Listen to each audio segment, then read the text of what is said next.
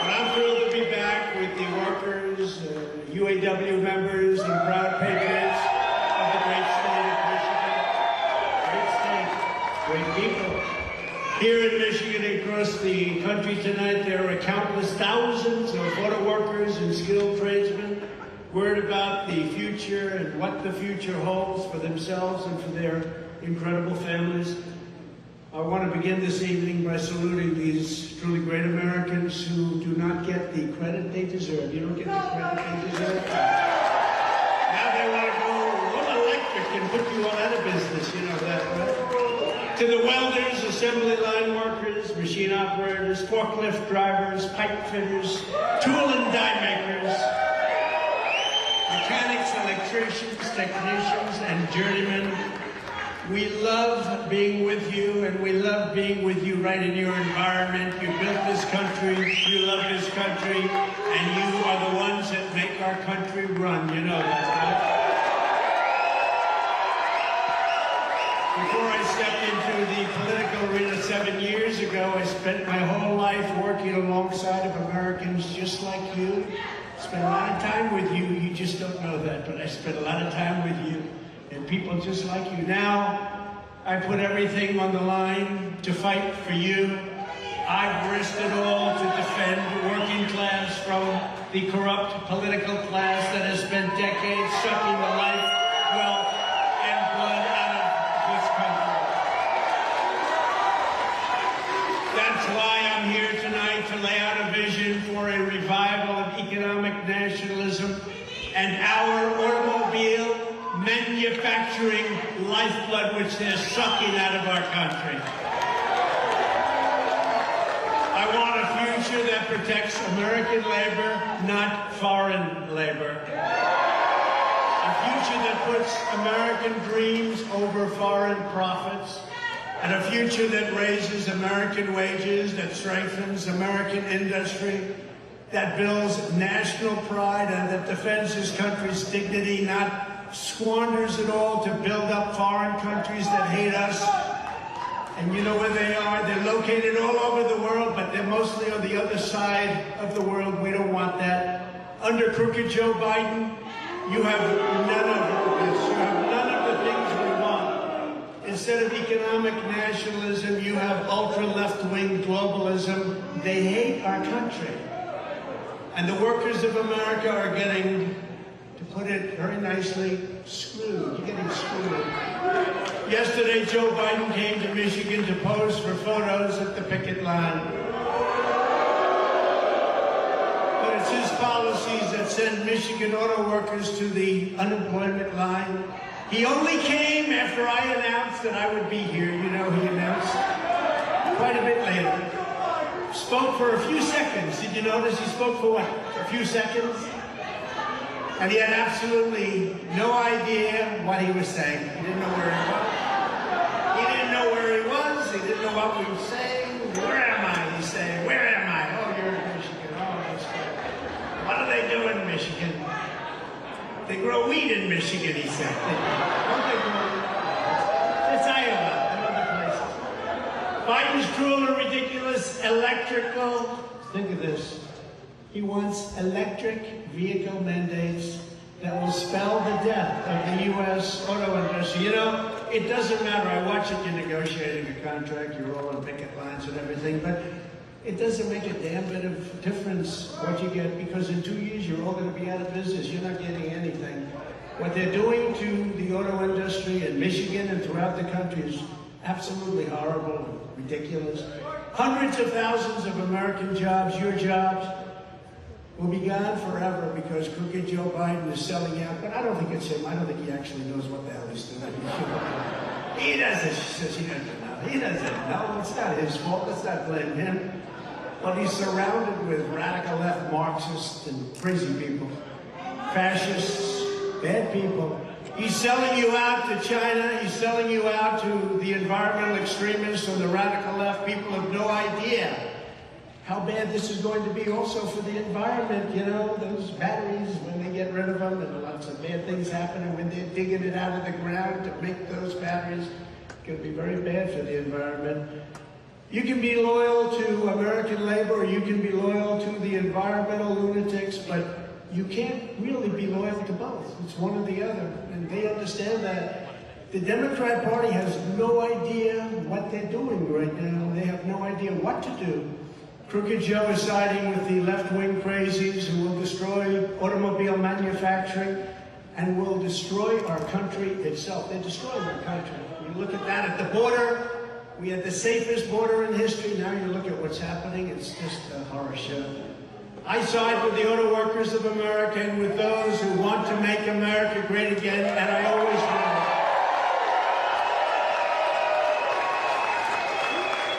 And I don't get one thing.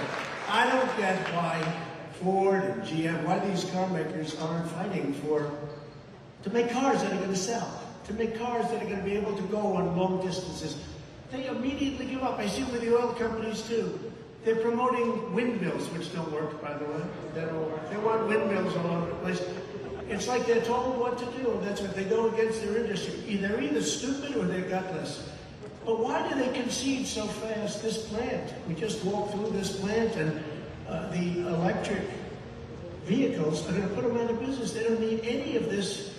The things that you make in Michigan, they don't need any of it. Why is it that these big, powerful car companies with guys that are making $35 million a year immediately quit? They say, you want electric vehicles, we'll give it to you, when the damn things don't go far enough and they're too expensive.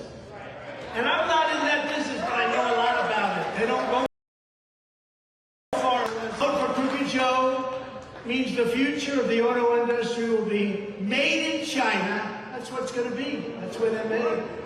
My pledge to every automaker is this: a vote for President Trump means the future of the automobile will be made in America.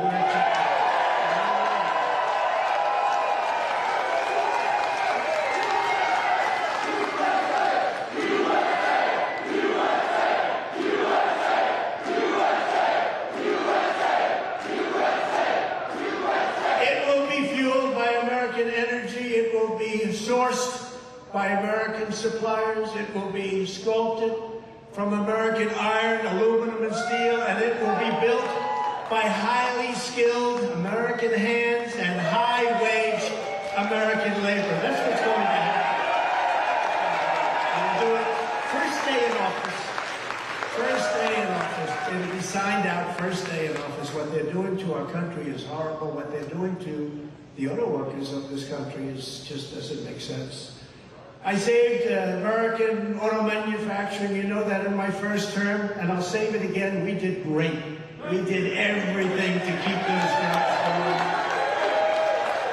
We'll save it again in our second term. Unfortunately, that's what we had to do because things happened during the election that you know about. It happened right here in this state also. And we will make it bigger, better, and stronger than ever before. This is what we're going to do. We want to talk about it, but we talk, and we keep talking, but we don't want to talk too much. But before we do talk about the current UAW strike that we've been hearing about, and I see people really with mixed emotions because you're striking for wages, but you know your job's only going to be here for 2 years or 3 years if you're lucky. How will we rescue the auto manufacturing in the United States? Let's remember. You got to remember how we got here. For decades and decades, and I've been talking about this subject for 12 years, long before I ever thought of becoming a politician. I looked at that. That's a lot of fun. I could have had the easiest, nicest life, L. I would have had the nicest, softest life instead I have to beat these lunatics up all day long. Every day. Every day, lunatics. I never heard of the word indictment. Now I get indicted like every 3 days. He spoke badly about the election. He must be a guy. He said something bad about Joe Biden. Joe Biden is the most corrupt president and most incompetent president. I shouldn't have said that. I'm going to get indicted again for saying that. For decades, you've watched rotten and crooked politicians like Biden treat American jobs as disposable and American workers as expendable. They sat back and got rich by taking bribes to let other countries rape and pillage our jobs and our wealth. That's what happened. Joe Biden claims to be the most pro-union president in history. Nonsense. Think of it. His entire career, just think of it. His entire career has been an act of economic treason and union destruction. He's destroyed unions, shipping millions of American jobs overseas while personally taking money from foreign nations, hand over fist. Look at the money he got from China. Look at what's coming out, China. Crooked Joe backed NAFTA, he backed China's entry into the World Trade Organization, he backed the horrendous Trans-Pacific Partnership, which would have destroyed the American auto industry had I not stopped it. Remember when I stopped it? You guys were gone. We were gone. And that was a done deal. And in fact, during the debate, I got beautiful Hillary Clinton. I don't call her crooked because they only use that name for Biden now. So I call her beautiful. She's a beautiful woman. Beautiful Hillary Clinton. To change her position on TPP, they were trying to pull a fast one on you, so she actually changed her position during the campaign, but she would have changed it back had that been a different result. But thank goodness it wasn't, because we made things and did things that nobody believed possible. Biden also backed a gentleman named Barack Hussein Obama. Have you ever heard of him? And his atrocious Korean trade deal. You've heard of him. Crooked Joe backed every single blood-sucking globalist attack on U.S. auto workers, and you've been attacked for a long time. Those attacks all stopped for 4 years with us, and they were getting so strong, and you were getting so strong, and they were building plants here again. Now the plants are going back to Mexico, and they're going back to China. And he's coming back for more. I don't know that he's going to make it to the starting gate, but let's assume he does. If it's not him, it'll be somebody else with the same ideas, because that's the ideas they have. They're very destructive for our country. But we will stop him. Hopefully your leaders at United Auto Workers will endorse Donald Trump.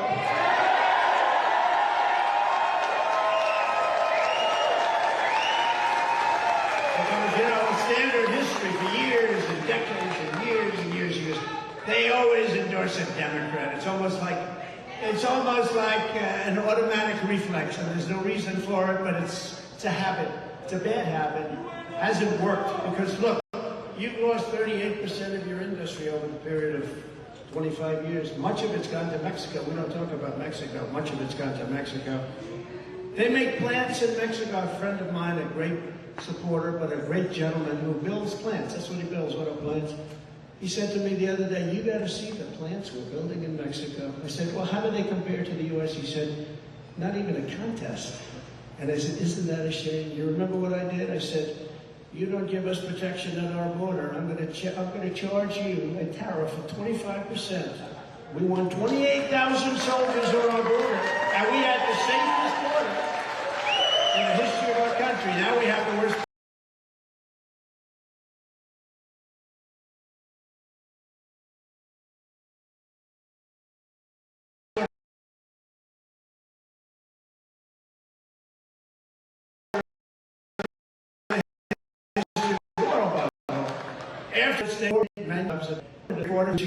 I had to check this number because it's inconceivable. You would think factories. 60,000 factories closed and went to overseas. Can you imagine? 60,000?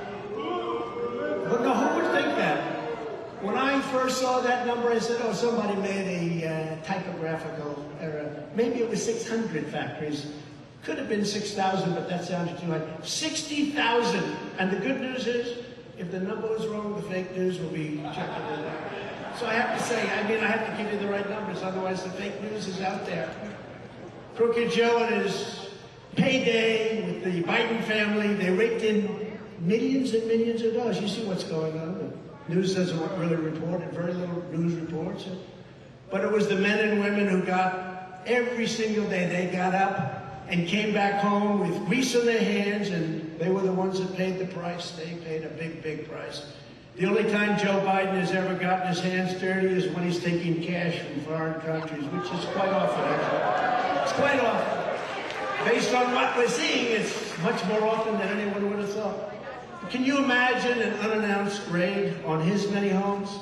he would have made Senator Menendez look like a baby. Just like a baby. Can you imagine?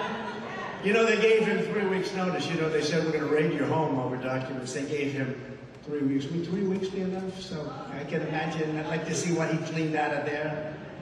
Joe Biden only cares about enriching his own family. I care about enriching your family. That's why I did this.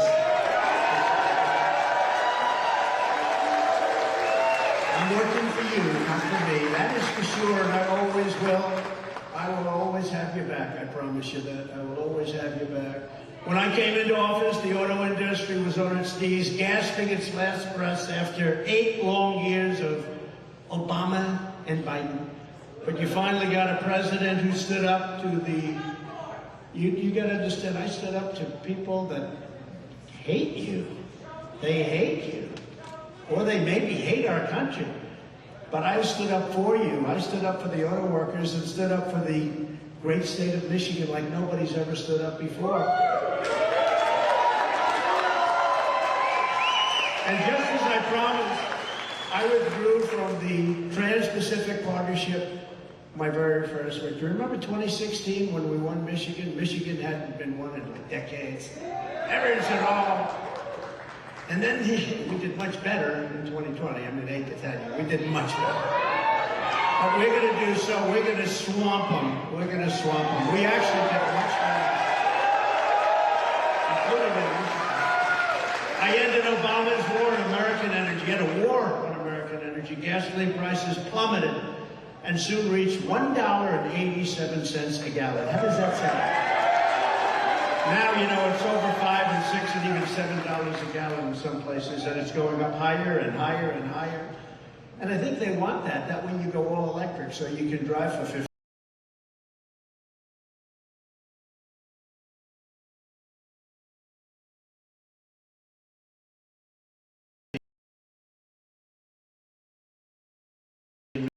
Before you have to get a charge. The household is a record. I ended this name. The USMCA, Mexico, Canada. That's the best trade deal ever made, they say, in our country's history. I think the deal we made with China is even better. But unfortunately, with COVID, I don't even talk about that one. But we made a lot of good deals with Japan, with South Korea, with many, many countries. We took bad deals and made them good deals. They were so bad. I used to ask my people, who made these deals? Why did they do it? Who made them? They were so bad, just on their face. With the USMCA, 75% of every car under that deal must be made in North America. In other words, they have to make 75% of the car in North America. Who ever heard of that? And a massive portion must be made by high-wage labor, which means American labor, your high wage. Back in 2008, Biden and Obama promised you that they'd renegotiate NAFTA. But in 8 years, they never lifted a finger. They never changed a thing. You know, NAFTA was so bad that when it was negotiated a long time ago, decades ago, they made typographical errors, like in numbers. And they were bad typographic. They were bad for us. Of course, nobody went back to change them. They were typographical errors. And we lived with it for decades, with these errors. Can you imagine that? Normally, like, that happens. You do that in deals, too. And you go back the following day, say, they made a mistake. We're renegotiating this deal. I don't care if it's signed or not.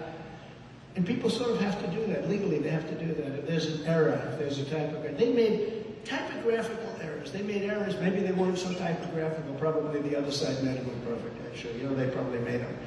But they made these errors, and they never corrected them for years, for decades. But I corrected them. You know how I did it? By terminating it. Terminating it. And I know how good the USMCA deal is because Canada, as you know, and Mexico are trying like hell to renegotiate it. They want to renegotiate that deal.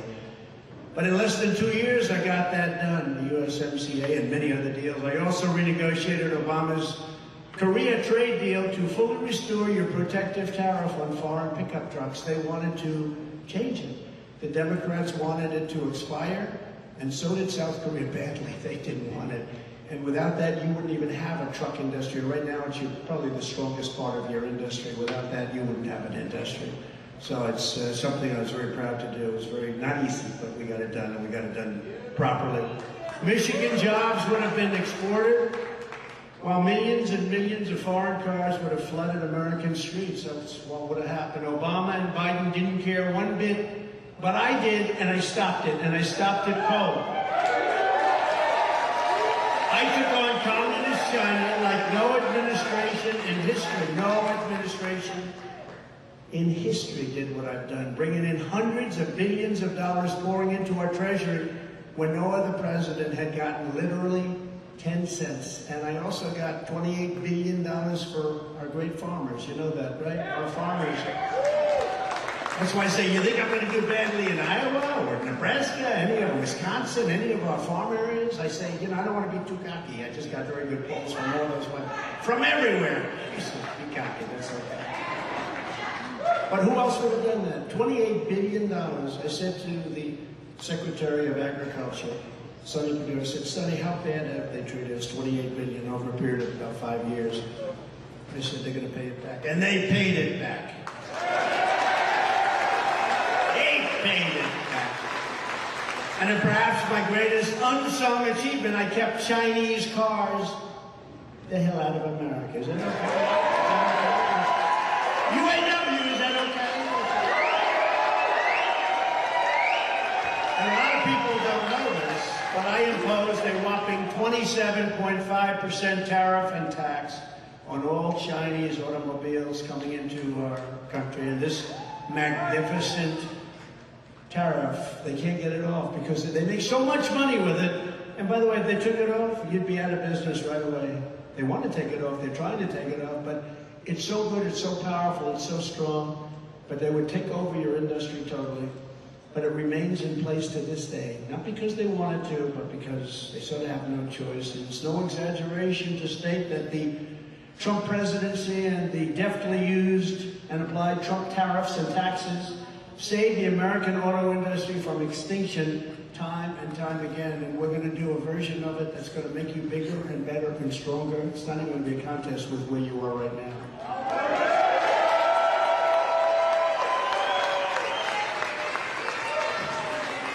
But crooked Joe Biden is back like a wretched old vulture trying to finish off his prey. Can you believe it? I don't know. I just don't know. You know, I see some of these things that are happening. I say, I wonder if he has any idea that this stuff is happening. Biden's job-killing EV mandate has dictated that nearly 70% of all cars sold in the United States must be fully electric less than 10 years from now. Do you believe that? These are built specifically for people that want to take very short trips, okay? Hop in the car, darling, let's drive down to the store and let's drive back. Oh, it's crazy. It's crazy, you know. They say the happiest day when you buy an electric car is the first 10 minutes you're driving it. And then after that, panic sets in because you're worried, where the hell am I going to get a charge to keep this thing on? Wow. Panic! They get panicked. Despite colossal government subsidies, Ford alone is projecting to lose an astonishing $4.5 billion on electric vehicles. Why are they agreeing to this? That's what I don't understand. Why are they agreeing to it? Why does Ford and Jeep, why are they all agreeing to this? The cars aren't selling. They got them all over the place. You can buy them for peanuts. Why are they not fighting and saying it doesn't work? How about the trucks? The trucks go for like 1/5 of you take a Power Built or one of the good brands, they go for just a small amount of time compared to a diesel-fired truck. Diesel-fired. You're not even allowed to say the word diesel-fired. Oh, that's bad for the environment. No, bad for the environment is having trucks all over the place that don't go. But on the electric vehicles this year, to comply with the mandate, is 60,000 loss. They're going to lose $60,000 for every car produced. That sounds like a great deal. But honestly, for UAW and for auto workers and for everybody and for the country, it's not sustainable. So they may try and do it, and I don't know, they're trying to do something for the environment. By the way, that's worse for the environment than what we're talking about. Much worse. But think of it. They're going to lose $60,000 a car. So when are they going to come to you and say, listen, we can't do this anymore? They're going to come to your head man, Sean. I've been watching him on television. He's a good man. I think he's a good man. But he's got to endorse Trump. You know, the one thing I say about a politician. I've known politicians all my life, and then if you would have told me I was going to be a politician someday, I would have said, no way, I don't want to be a politician. But the one thing I know is when you go out and you come out with an idea early, and then you, in an election, and you sort of lose that idea, you always come back to that idea. So these people are into the electric thing. They may soften it up a little bit during the election. They're coming back, and they're coming back stronger than ever. It's like Ron DeSanctimonious. You know, he tried to destroy Social Security. Now he's trying to backpedal a little bit. He wanted to bring the minimum age to 70. He wanted to destroy it. He also put a heavy hit on Medicare. What happens is now they back up a little bit, but they always go back to it as soon as the election's over. So you can't go for that. And in the case of Biden, he's coming back to electric vehicles. Now he hasn't even left yet. So we're talking about, you know, but yeah, maybe someday soon he's going to leave because he wants to get more votes.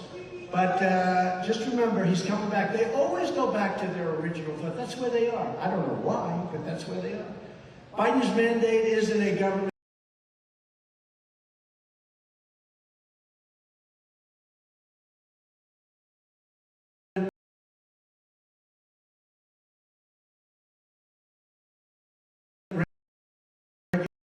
regulation. It's a government assassination. I don't know what between China on Detroit, and that's not sustainable. These numbers are not sustainable. No company can afford to lose $60,000 a car. It's going to be more than that.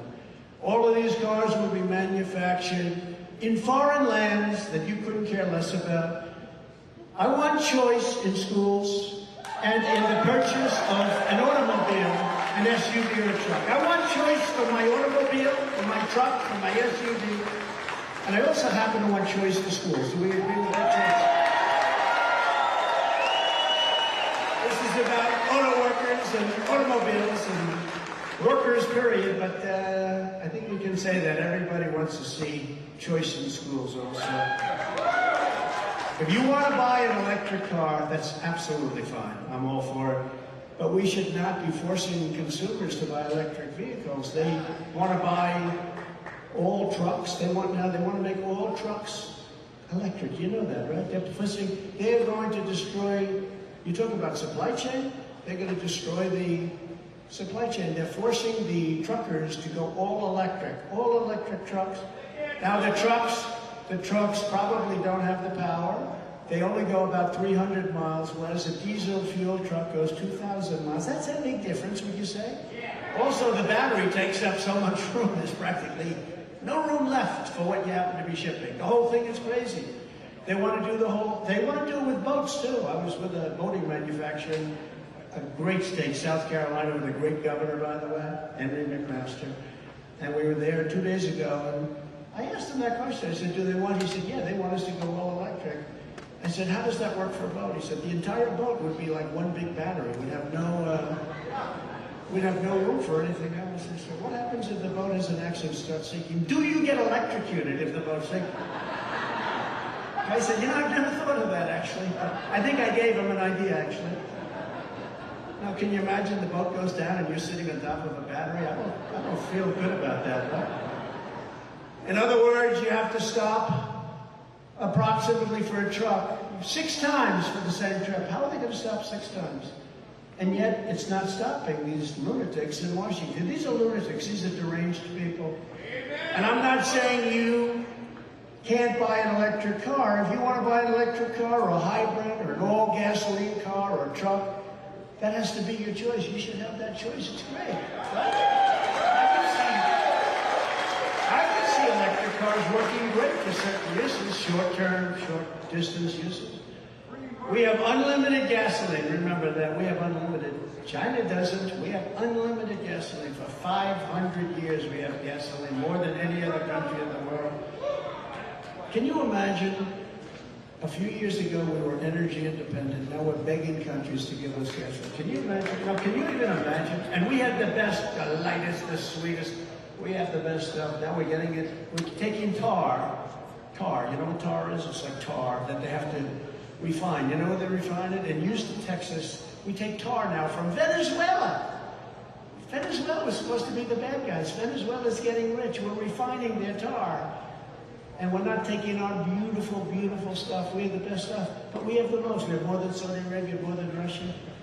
We were energy independent, and we were going to make our fortune, and we were going to sell it to Europe. We were going to pay off our debt. We were going to lower taxes still further. It's amazing. And then these people came in and they had no clue, or they have a clue, which is even more dangerous in a certain way. Right now, electric cars don't go far enough, and they're just far, far too expensive, and people aren't going to be able to afford them.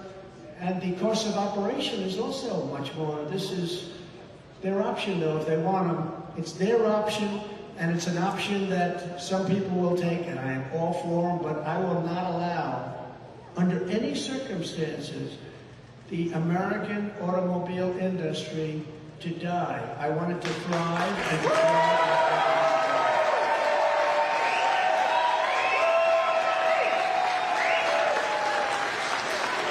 So we're here today at Drake Enterprises, a family-owned, beautiful place. They gave me a tour. I said, this place was beautiful. I said, come on, let's go. I got to go fast. I got to make a speech. It's all over television, this speech. You know, we're competing with the job candidates. They're all running for a job. No, they're all job candidates. They want to be in the, they'll do anything. Secretary of something. They even say VP. I don't know. Does anybody see any VP in the group? I don't think so. No,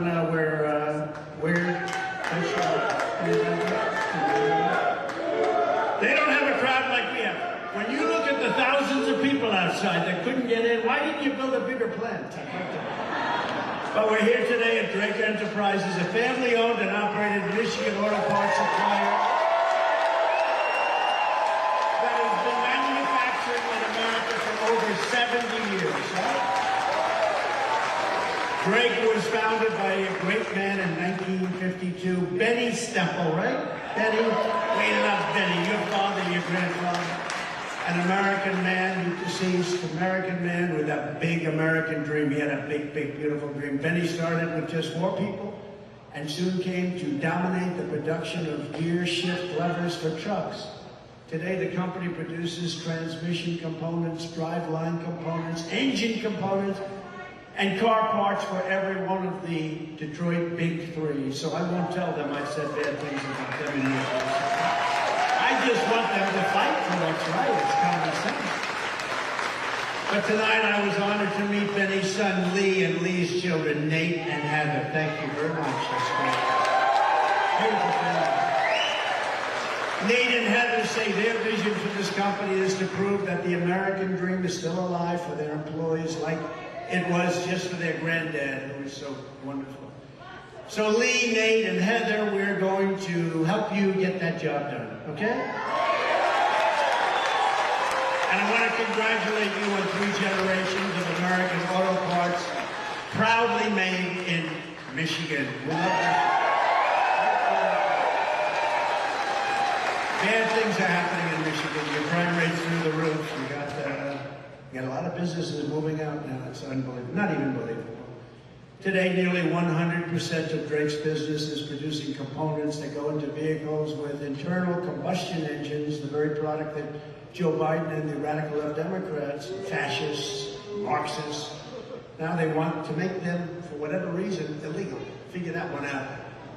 And yes, it's true. Today's radical Democrat Party wants to legalize drugs, shoplifting, and sexual mutilation of your children, but they want to allow your gas-powered Suburban, Silverados, and Ford F-150s to die. They can die.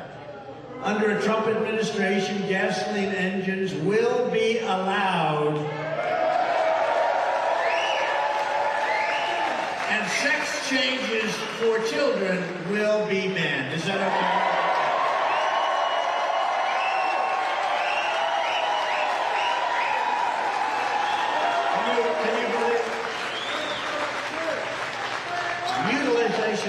You know, if you said 10 years ago, 15 years ago, we will stop the mutilization of children, somebody would say, what the hell is he talking about? Today, you have to say it because that's what they're doing. Mutilization of children without parent consent. The whole thing is insane. The country has gone insane. You know, a lot of it, they say, you're very conservative. I say, no, I'm a person of common sense. It's not conservative. It's common sense. We want to have a border, we want to have good voting, we want to have same-day voting with old paper ballots, and we want to have a thing called voter ID. Democrats not want voter ID? Because they want to cheat. We want to have voter ID. But if crooked Joe Biden gets his way, Drake employees and countless other auto workers and suppliers will really be decimated. I don't know. I hate to tell you what's going to happen, but you know what's going to happen. We're going to stop it. By most estimates, under Biden's electric vehicle mandate, 40% of all U.S. auto jobs will disappear. Think of this, in 1 or 2 years. Think 1 or 2 years, that's what you have to be talking about, not you're going to get X dollars an hour. It doesn't matter what the hell you're getting an hour. Do me a favor, just get your union guys, your leaders, to endorse me. And I'll take care of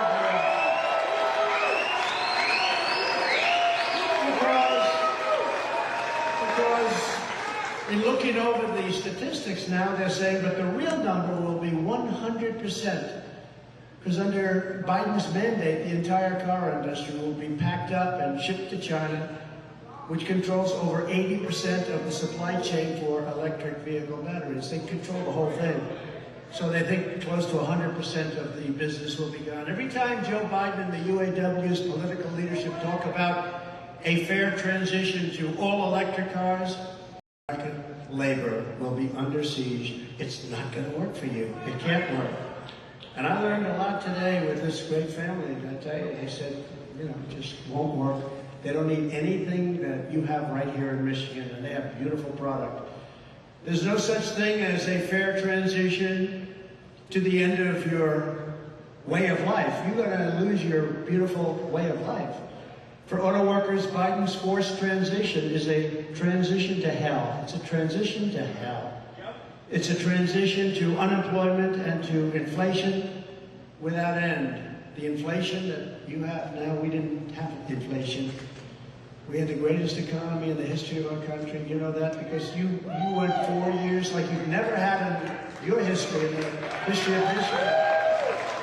To the striking workers, I support you in your goal of fair wages and greater stability, and I truly hope you get a fair deal for yourselves and your families, but if your union leaders will not demand that Crooked Joe repeal his electric vehicle mandate immediately, then it doesn't matter what hourly wage you get. It just doesn't make a damn bit of difference because in 2 to 3 years, you will not have one job in this state. And you've seen it happen before. You've seen what happened where massive percentages of your industry went to other countries like Mexico, like China, like South Korea, like Japan. In other words, your current negotiations don't mean as much as you think. I mean, I watch you out there with the pickets, but I don't think you're picketing for the right thing. But if they endorse me, your leadership, you can tell them I said it, although I have a feeling they may be watching tonight. Because, you know, when Biden came here yesterday, they only had 11 people. I'll bet you we have 10,000 people standing outside.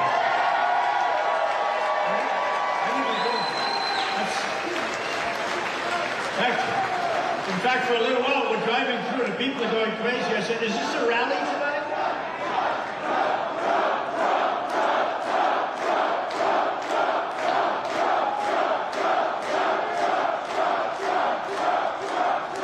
No, but I said, is this a rally? We're driving through thousands and thousands of people. We just put it online. Incredible. The great Dan Scavino put it online. Where is Dan Scavino? The great Dan Scavino, he gets everything, he sees what's going on. Thank you, Dan. Where is he? One of the greats of all time, most powerful men in politics. He controls the internet. The great Dan Scavino. Get over here for the camera stand. Get over here.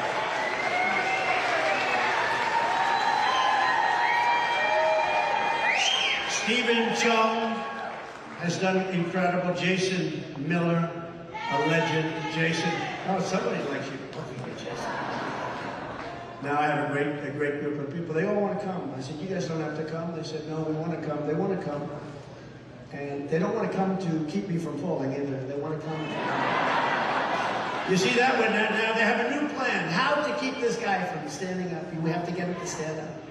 How to keep him standing up and getting down.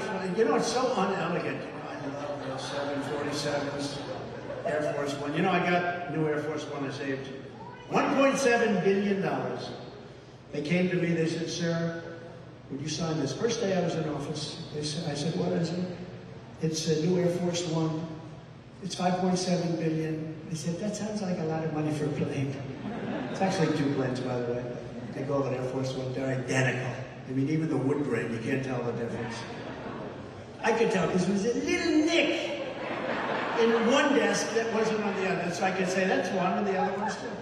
No, it's incredible, actually. But, you know, those planes are like 32 years old, and nobody wanted to make the move and do it because they think, oh, it'll look luxury. In the meantime, they come in from Saudi Arabia and these other countries, brand new. They're like 3 months old, and they blow it away. And, you know, our country should have the latest and the greatest.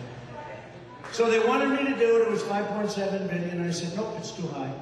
They said, why do you see that? Why are you saying that? Because Obama agreed to the deal. If they agreed to it, it's too high. So the head of Boeing came in and he said, sir, we have to get 5.7. I said, nope, I'm not doing it. I was supposed to sign it. I said, I'm not doing it, not for 5.7. It has to have a 3 on it. I didn't know what that meant, except I knew it was a hell of a cut, right? Right, Al? So they said, sir, we're not going to do it, we're not going to do it. We'll take off $400 million. That was pretty good. I said, you know, I've been doing this for about 3 minutes and I got $400 million. Can you imagine the money these people make doing these things? So I said, no deal. I said, no deal. And it's got to have a 3, got to have a 3. And I held out, and they called up 2 weeks later. I said, what do they want? They were calling, they said, sir, we're going to take another $300 million, that's $700 million off. And I haven't done anything. I probably worked for about 2.5 minutes, and I got $700. And I just said no, and I sort of forgot about it. A month and a half later, they called me up. Sir, we'll do it for $3,999,999,999.99. And they said, you have yourself a deal. So I saved $1.7 billion on that plan. It was very tough. Does anybody give me credit for that? No. If the fake news call me and say, what a wonderful thing you did. No. That's okay. That's okay. But your leadership should endorse me, and I will not say a bad thing about them again, and they will have done their job. They will have done a proper job. In fact, if they endorse me, they will have the easiest labor leadership job anywhere in the country. They just have to sit back and watch as our auto industry reignites and booms. That's what's happening.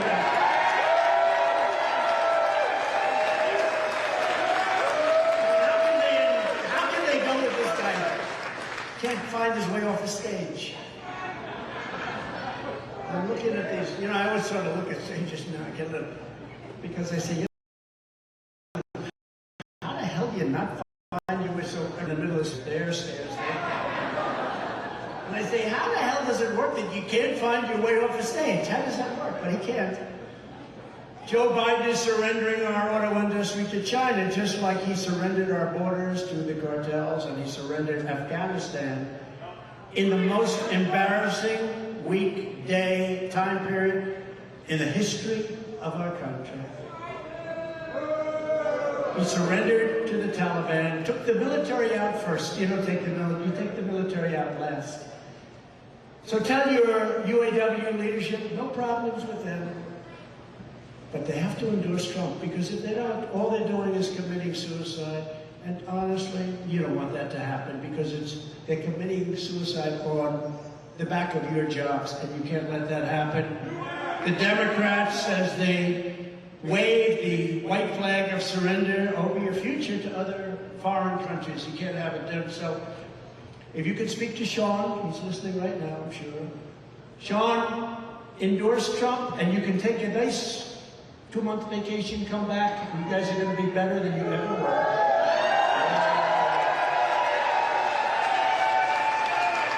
Because the other way, you won't have a vacation, Sean. And in a short period of time, you're not going to have a union, you're not going to have jobs, you're not going to have anything. You have the strongest you've ever had. You're going to do great. You're going to do great. And it's so easy. It's common sense. Again, it's common sense. But unlike them, I will never surrender. I'll never surrender for you. And the American worker never surrenders either. Never. But you need leadership. You know, it's nice to say you never surrender, but you need direction and you need leadership. Crooked Joe puts China first, Mexico first, Ukraine first, Europe first, Asia first, illegal aliens first, environmental lunatics first. Puts everyone else first. But he puts America last, he puts our workers last. He puts the UAW last. He puts our industries last, he puts your families last.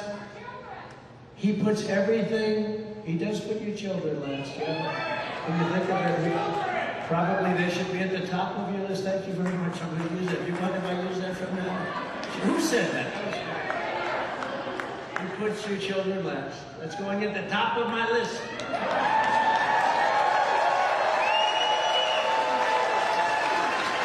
He puts everything that's good last. Mine is slightly different. I put America first every single time.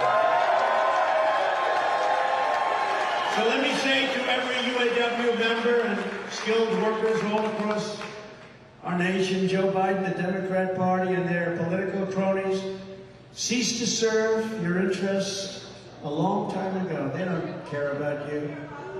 I mean, he came here yesterday. What did he have? 9 people, right? 9. We have 9,000 people outside. He had 9 people. And that's because they didn't know we were coming. They didn't even know we were coming. They just found us.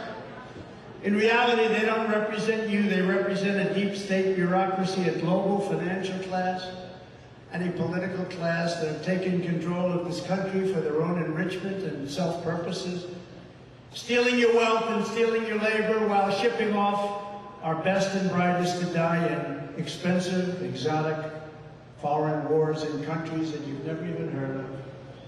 And just like you're fighting for your rights and your American dream, I'm fighting for my rights and fighting for my freedom against the coordinated, corrupt, very politicized forces of evil. I've never seen anything like it. It's weaponized justice. We have a weaponized justice system.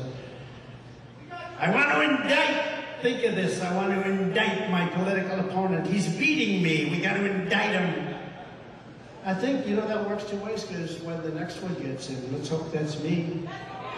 And I'm sure I did a good job. I would not do. You have an opponent and you say, let's indict him. And because people know me so well, we know each other very well, my ratings and my approval numbers went up. I'm the only person that ever got indicted when my numbers went up. It's so weird. That's because you know me. I didn't take a salary. I worked my ass off.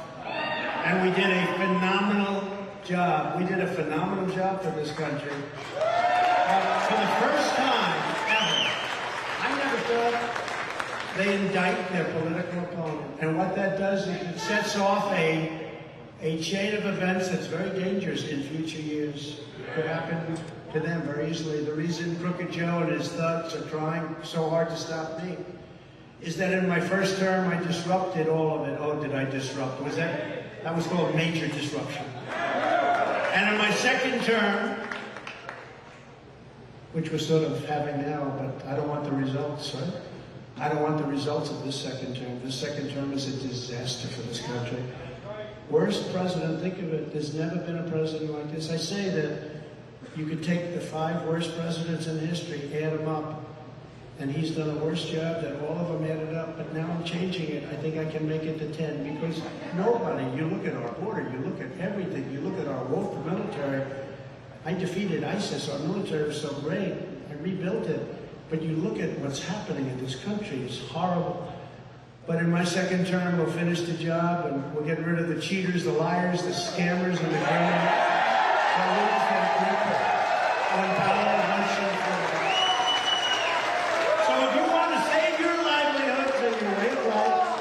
Then you need to send a message and join the ultimate strike against the globalist class by casting your vote for a gentleman known as Donald J. Trump in the most important election of our lifetime. I believe this will be the most important election in our lifetime. You know, I used to say that in 2016, and I totally meant it. this blows it away. We're going to lose our country. We're going to lose. We've got probably 15 to 18 million people, the real number, pouring into our country. We have a disaster in Ukraine that would have never happened. We have a potential disaster with Taiwan, China, that would have never happened if it happens, but boy, they are circling, I'll tell you, they want it so badly. And they saw what happened in Afghanistan, they saw what happened with the Taliban, and they say the people they have there now are grossly incompetent. Putin would have never done it. President Xi would have never done it with me. We talked about things, a lot of things, they would have never done it. They wouldn't have done it for another reason also. In the case of Russia, the oil prices would have been so low that they wouldn't have been able to afford it, because you would have had $40 a barrel oil, and at $40 he could not have prosecuted the war. But at $115 he made a fortune and makes a fortune with the war. It's up there again now. I don't know if you've been watching, it's getting up there again now. Years and I will give you the end to this horrible globalism that's killing our country. I'll give you the return of the United States of America as the greatest and strongest industrial nation in the history of the world. Together we will dismantle the corrupt power structure that has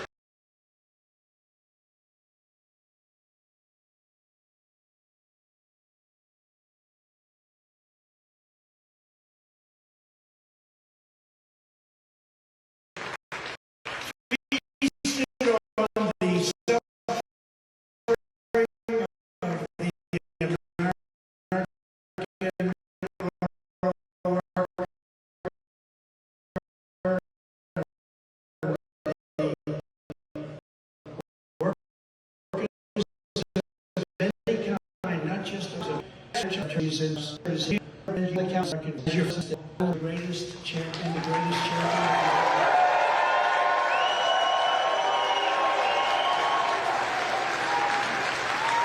On day one, I will terminate Joe Biden's electric vehicle mandate, and I will cancel every job-killing regulation that is crushing American auto workers.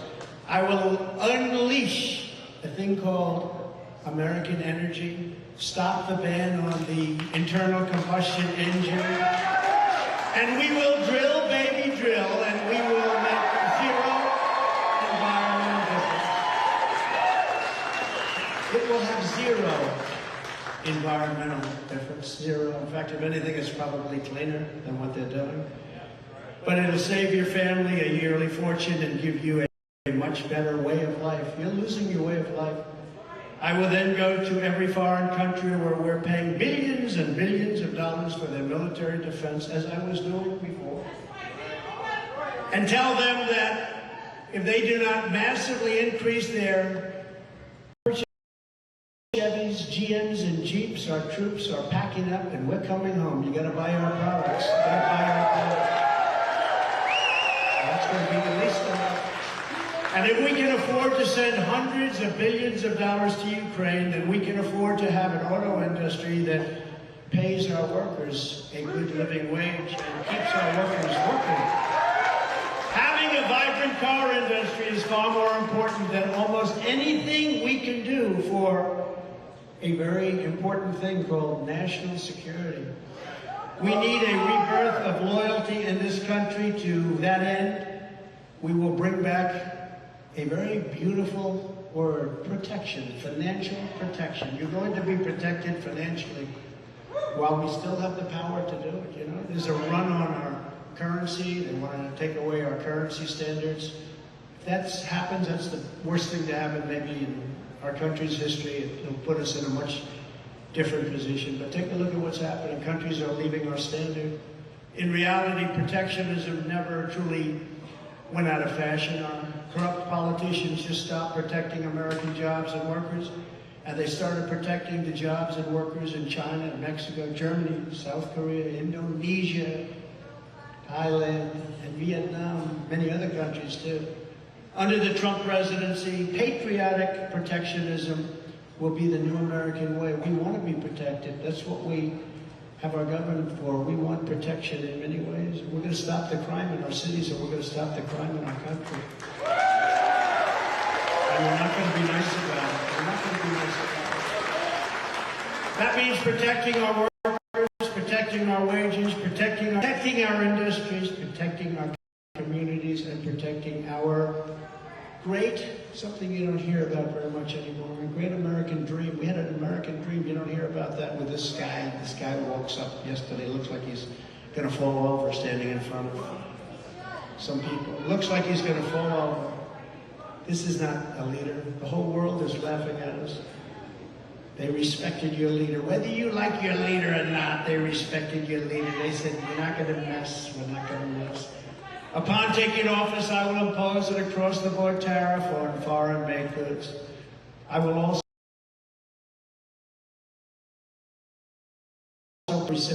or any other country makes us pay a 100 or 200 or 300% tariff or tax, we will make them pay a reciprocal tariff of 100, 200, or 300%.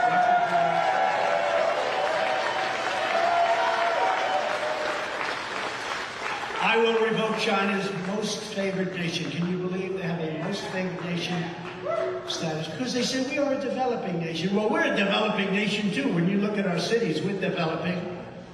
We're developing in the wrong way. They are doing the worst job. Democrat mayors, Democrat governors. And we will impose stiff penalties on China and other trade abusers. Foreign auto parts manufacturing will be among our first targets. We're going to bring it home from China and other foreign countries on a very grand scale. That's you, McGee. All right? That's you. And because we want all Americans to win and win big from these policies, we will insist that as tariffs on foreign countries go up, because they tariff us crazily, and then we have these stupid people, some congressmen, some senators that say, no, sir, we shouldn't tariff them, but they're tariffing us. It doesn't matter, sir.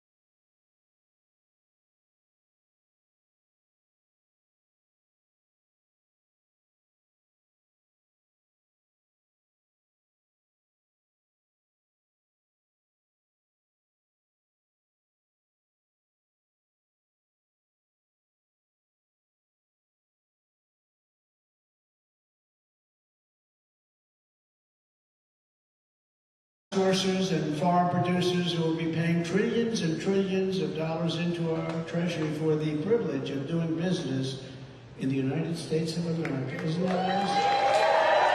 We'll get rid of a big portion of our deficit, too. We're going to tariff and tax them, and you, the American worker, will be the primary beneficiary. And in conclusion, I don't need to tell anyone in this room what the globalist and trade abusers did to the people of Michigan. You've seen the lives wrecked. You've seen your family destroyed. In many cases, the families have been shattered and the communities battered, brutalized, destroyed economically and by crime. But my message to you tonight is that Michigan's abuse under Joe Biden will end, and I will take you to new heights never dreamed of before, never dreamed of. The Wall Street predators, the Chinese cheaters, and the corrupt politicians have hurt you. I will make you better. Very simple. I will make you better. For years, foreign nations have looted and plundered your hopes, your dreams, and your heritage, and now they're going to pay for what they have stolen and what they have done to you, my friends. We'll do it together. We're going to take their money. We're going to take their factories. We're going to rebuild the industrial bedrock of this country like it used to be many, many decades ago. By the time this battle is over, the rusted-out factories will not be here in Michigan. They'll be in Beijing, Shanghai, and other parts of the world. Taking it back. We're taking it back. It will be hard. The gleaming new buildings and roaring production lines will be built in Lansing and Flint and Sterling Heights and Grand Rapids and Buffalo, Dearborn and Detroit. Ladies and gentlemen, I've been preparing my entire life for this battle. We did such a great job 4 years ago. We were unfairly interrupted. Let's be nice about it. We were very unfairly interrupted, but in many ways this is better because we've seen what a bad job they have shown us. What a horrible job they do. And we'll be able to do things that nobody would have thought possible. And people won't be complaining even a little bit, because between crime and all of the jobs that have been stolen from us and all of the factories that have been closing, all of the bad things that have been happening with Afghanistan and with Ukraine and with everything, people will say, wow, we want these changes to be made. We want these changes to be made very, very quickly. Just 3 years ago, we had a great economy and the strongest borders in our country's history. We had the best, strongest in our history. We were energy independent, soon to be dominant. We had no inflation. We had a rebuilt, I rebuilt the entire military, United States military. We gave $80 billion. Think of it, brand new tanks and planes and goggles, and 700,000 guns and rifles, 70,000 you make cars. Who has a used car lot with 70,000? And these are nobody. If you have 500 cars, they tell me that's a lot. You have 70,000, and these are armor plated in many cases. These cost millions of dollars a piece. Many cases, we gave them 70,000. You know that Afghanistan is one of the largest sellers of weapons in the world right now? Can you believe it? They're selling all of this stuff that these guys just gave them. How stupid are we? How stupid are we to allow that? We were getting out. I was the one that got it down. We were going to keep Bagram, the air base, because it's right next to where China, forget about Afghanistan, where China makes their missiles, nuclear missiles. It's 1 hour away. We're going to keep that. They ran from it. They ran from it. They left it. They left the lights on. They left the dogs, by the way, for those people that like the dogs. It's a big question. They left the dogs. But we were going to keep that. We were going to do a job, and we were going to be out. We were getting out with strength, with real dignity and strength. We weren't going to lose those 13 incredible souls that I met the parents, family the other night, and they're incredible people. They're so devastated. They don't talk about the 38 people that were literally no arms, no legs, the faces blown to pieces, and the hundreds of other people that died. All unnecessarily. It wouldn't have happened. You know, I spoke to Abdul, the head of the Taliban. We had a rough conversation. They said, listen, Abdul, don't kill any of our people anymore. You kill any of our people, we're going to hit you harder than anybody's ever been hit. And he said, but why do you send me a picture of my home? I said, you'll have to figure that out. You'll have to figure that one out. You're going to have to figure that one out. But you know what? After that, for 18 months, not one soldier was killed in our country. They were sniping him out. And he's still there. He's in charge. Can you imagine the feeling when they said, Abdul, the Americans have left. The soldiers are gone. He said, no, they would never do that. Only stupid people would do that. No, the soldiers are gone. Before we took the equipment, before we took our people out, we have hundreds of people, maybe thousands, but we have hundreds of people that are American citizens that are still there. We took the soldiers out first. That was the problem. And they should have used Bagram as their place because you had tremendous area. It wouldn't have been that disaster that you witnessed with the planes going up. Remember when Biden said, we'll never have a Vietnam with the helicopters going up? Well, this was worse. This was a plane going up with people hanging all over the plane and falling from 3,000 feet in the sky. That's 3 times the height of the Empire State Building, by the way. Russia was not going into Ukraine. China was not going into Taiwan. We had our enemies in full retreat. They respected us all over the world. We were respected. Now we're left out as a country. And now we're coming back to do it all over again. And I promise you this, with me as your president, our opponents will lose and our American workers will be the biggest winner of them all. So with your help and with your vote, we will expel the globalists from our country. We will evict crooked Joe Biden from the White House. We will put America and our workers first. We're going to put them first. And we will do something that's very, very special that I've been saying for a long time, and we had it going at a level that nobody ever thought possible. We will make America great again. Thank you. God bless you, Michigan. And God bless you, waterworkers. God bless America. God bless everybody in this room. Thank you all very much.